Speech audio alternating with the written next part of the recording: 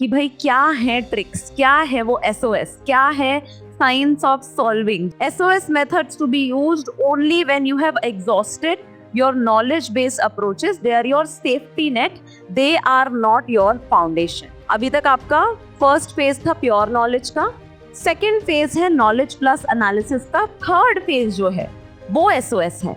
मुझे भी SOS use करना पड़ा था to reach the threshold of 95 questions. So I did 95 questions. इस 1/3 को समझ लेते हैं -0.33 पर क्वेश्चन का नेगेटिव, कि आप एक क्वेश्चन अगर गलत कर रहे हैं तो 100 का 1/3 मतलब 1 का 1/3 0.33 होता है, तो -0.33 नहीं, it is the 1/3 of 2 marks which is -0.66 marks पर negative question.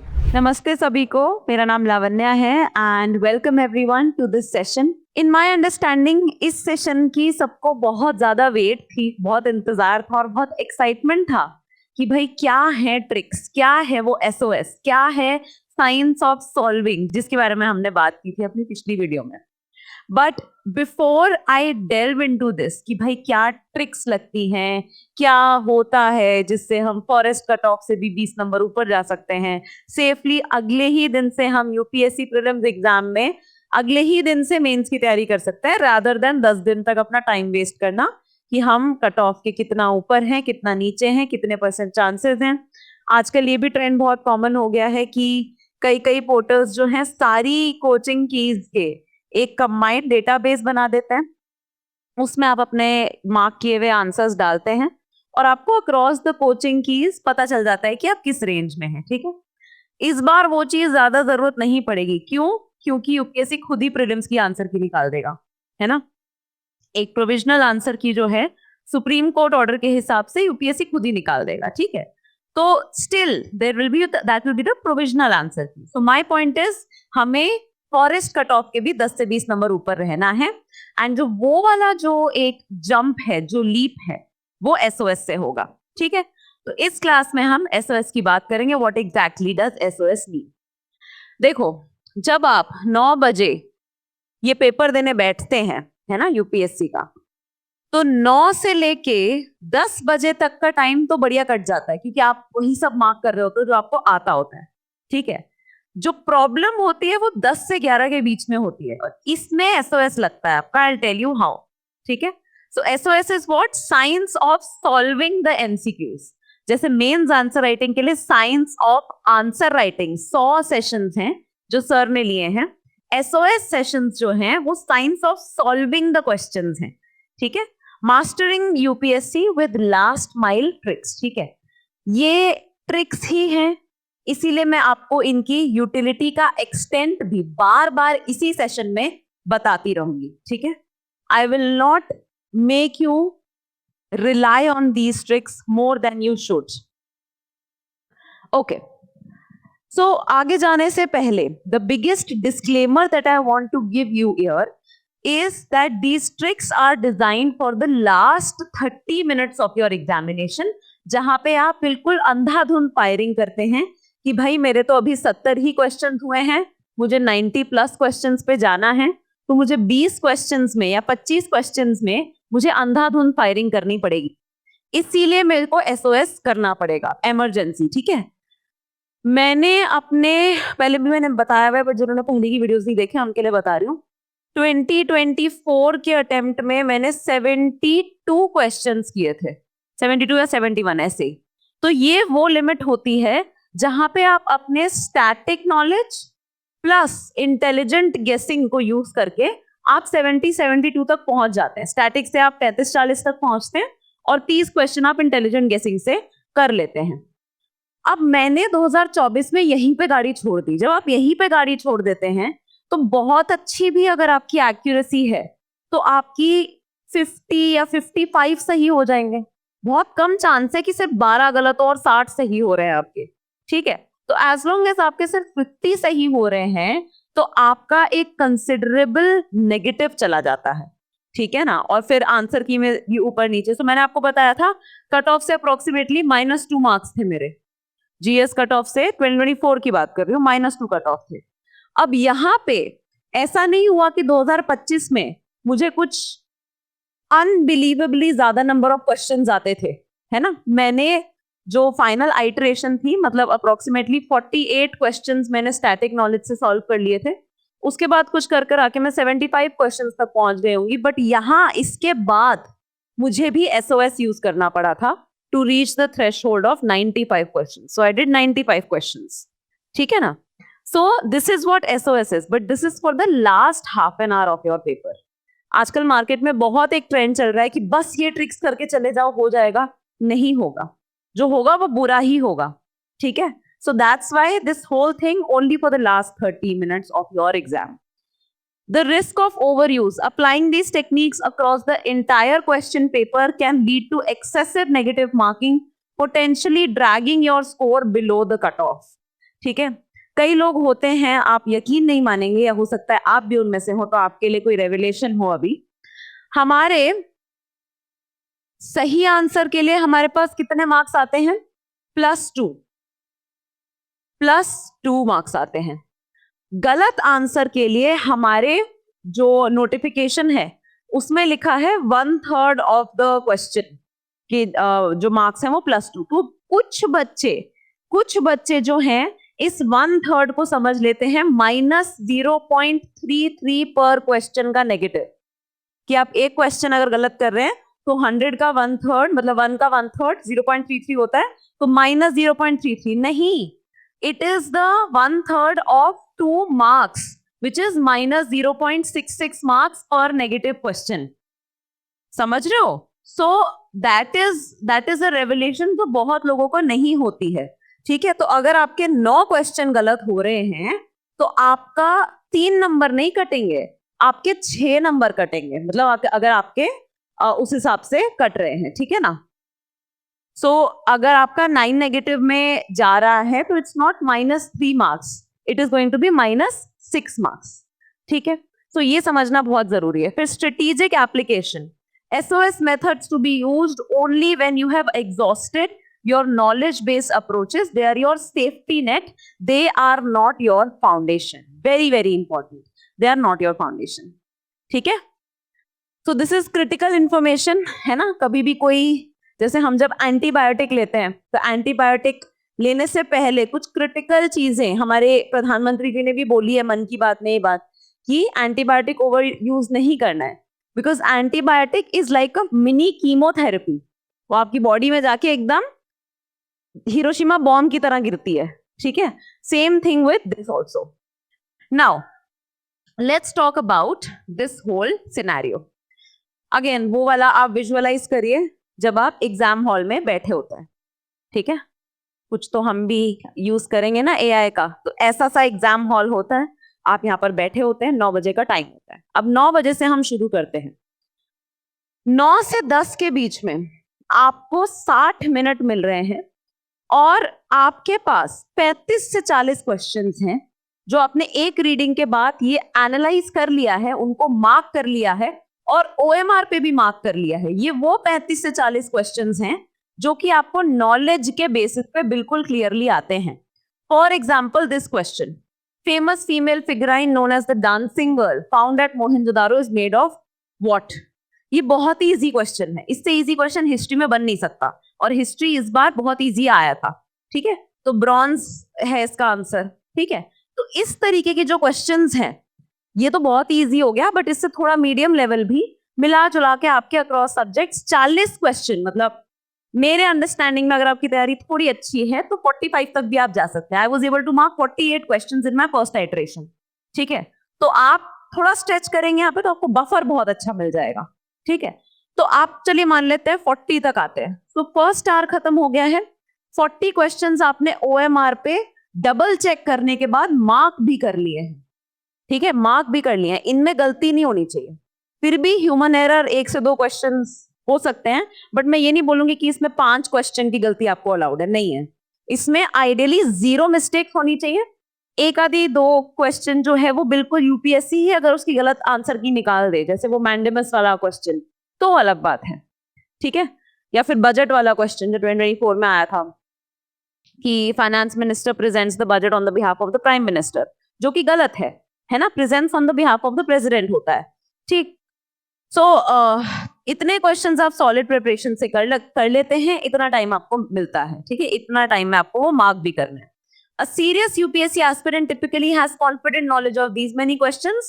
They form the bedrock of your score. ठीक है, तो आपका अभी 9 से 10 में हम 10 बच चुके हैं, जहां पे हमने 40 क्वेश्चंस मार्क कर लिए हैं. अब आते हैं सेकेंड फेज पे, which is the next 30 minutes. और इसमें आप एक बार पूरा क्वेश्चन, एक एक क्वेश्चन आप पढ़ चुके हैं. So 1 to 100 you have already read, but you have marked only 40, so you're left with 60. अब आते हैं इंटेलिजेंस फेज, ठीक है, the reasoning part of it, the logical गेसिंग पार्ट ऑफ इट, जिसे हम बोलते हैं intelligent knowledge. It's not just knowledge, it's the intelligent application of whatever knowledge you have. For example, ये सवाल आया, how many were introduced in India by the Portuguese in the 16th and 17th century. ठीक है, तो मोटा मोटा idea आपको है कि ये तीनों इंडिजिनस क्रॉप्स नहीं है. ये आइडिया कैसे है? क्योंकि एनसीईआरटी आपने पढ़ी है ना, और एनसीईआरटी में ये चीज मेंशन है, और ये थीम पहले पूछा जा चुका है पीवाईक्यू में, ठीक है, कि कौन सा इंडिजिनस है कौन सा नहीं है.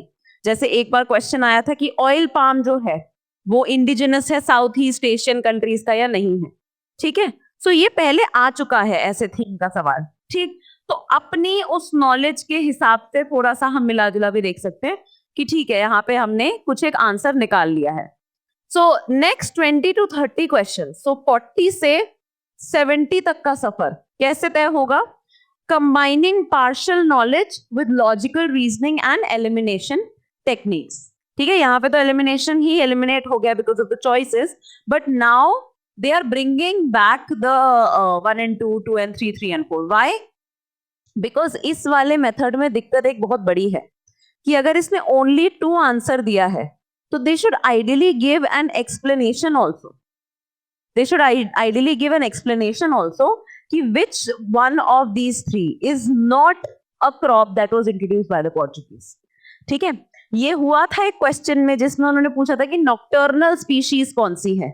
ठीक है ना, नॉक्टर्नल स्पीशीज कौन सी है, उसमें जो आंसर था it was not aligning with most of the coaching keys answers and there was no explanation. So court cases होते हैं इसको लेकर कि this is opacity, this should not be done. So they will bring back the 1 and 2, 2 and 3. They already have. इसके लिए आपके पास 30 minute का window है. These questions demand careful analysis and thoughtful elimination, taking approximately half an hour, and this includes plus marking on OMR also. Plus the marking on OMR also.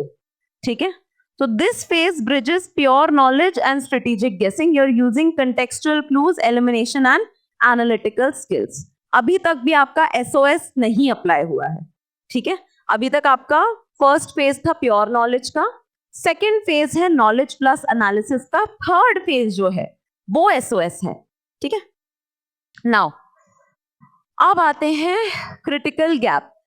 यहाँ पे आपने 90 minutes जो है अपने यूटिलाइज कर लिए हैं and you have not reached a good threshold. ठीक है, तो 30 to 45 questions remaining with only 30 minutes on the clock, which is very intimidating.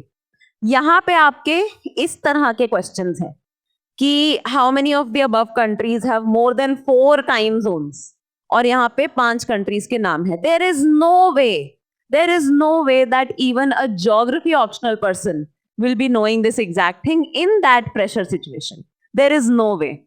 ठीक है, तो पहली बात तो इतना कॉन्फिडेंस होना चाहिए अपनी प्रेपरेशन पे कि भाई ये मुझे नहीं पता तो ये किसी को नहीं पता, और इसमें मुझे ये लास्ट फेज के लिए छोड़ना है, इसमें SOS लगेगा, कौन सी ट्रिक लगेगी वो सब देखेंगे, बट ये लास्ट के लिए छोड़ना ही छोड़ना है. This is not happening even with reasoning also. ठीक है, क्या रीजनिंग आप दे लोगे बताओ? ब्राजील बड़ी कंट्री है, ऑस्ट्रेलिया बड़ी कंट्री है, यूके छोटी कंट्री है, डेनमार्क भी बड़ी कंट्री है इन दैट वे, न्यूजीलैंड छोटी सी कंट्री है, बट छोटी कंट्रीज के भी टाइम जोन ज्यादा होते हैं. ठीक है ना, सो अगर आप बहुत मैपिंग में इंटरेस्टेड हैं तो you can on the spot visualize कि अच्छा यहाँ पे डेन टेरिटरी कोई अगर है तो वहां पे उसकी टेरिटरी होगी, उसका टाइम जोन बढ़ जाएगा, but it's very difficult to do in the exam hall. ठीक है, these questions appear undoable to everyone in the exam hall, but they should not be left. मैं ये नहीं बोल रही हूँ कि आपको 100 के 100 क्वेश्चंस करने हैं. 100 के 100 क्वेश्चंस करते भी हैं लोग, सूटेबल भी रहता है उनके लिए, बिकॉज आप अपना हेजिंग बढ़ा देते हो. 100 नहीं करने, बट अबव 90 तो करने हैं आपको, ठीक है, अबव 90 करने ही है, तभी आपका सिलेक्शन होगा. Now enter the science of solving, very very important, the science of solving. So science of solving में first you secure your foundation, then you apply your intelligence. Final 30 minutes में ये जो आपकी स्ट्रेटेजिक ट्रिक्स हैं, इनको आप apply करेंगे and systematically करेंगे, स्केल पे करेंगे. सो अगर आपकी ट्रिक है फॉर एग्जाम्पल कि नंबर्स गलत होते हैं, this is one of the tricks, so called tricks, कि अगर कोई बहुत एग्जैक्ट नंबर दिया है या कोई रेशियो दिया है, जैसे फ्लैग का रेशियो दिया था, ठीक है, सो वो नंबर गलत होगा. ठीक, तो ऐसा नहीं हो सकता कि वो सिर्फ आप एक ही क्वेश्चन पे अप्लाई करके छोड़ दो, बिकॉज अगर नंबर वाले 5 क्वेश्चंस आए हैं तो आप 5 पे अप्लाई करोगे, अगर पांचों के पांचों पे अप्लाई करोगे और उसमें से 2 या 3 सही होंगे, तब आपको ट्रिक का फायदा होगा. ठीक है, वरना तो अगर एक पे अप्लाई किया और वही वाला गलत हो गया तो फिर आपके -0.66 हो गए फिर अननेसेसरीली. ठीक है, so these tricks have to be applied at scale, on a scale. ठीक है ना, तभी ये यूजफुल रहेंगे. मेरे पिछले अटेम्प्ट्स में प्रॉब्लम यही हो गई, ट्रिक्स में अप्लाई करती थी बट कुछ ही क्वेश्चंस पे, ठीक है ना, जिसमें मेरी हिम्मत पड़ रही है मैंने अप्लाई किया. उसके बाद मैंने कहा कि नहीं इतना भी ट्रिक्स नहीं करना चाहिए.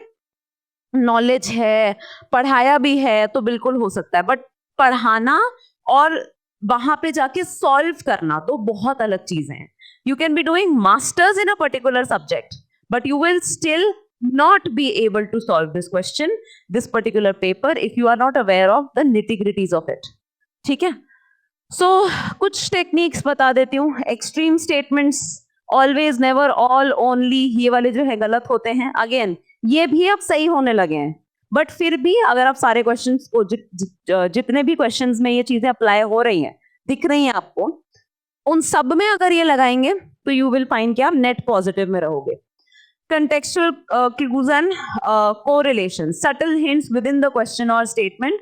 How do different part of the question relate to each other? तो contradictions हो सकते हैं कि एक स्टेटमेंट में ऐसा कुछ बोला जा रहा है, कोई साइंटिफिक थ्योरी है. हाँ, जैसे एक चीज आया था कि big stars have a longer lifespan because big stars have a higher rate of burning, ऐसा कुछ था. ठीक है, स्टेटमेंट एंड रीजनिंग.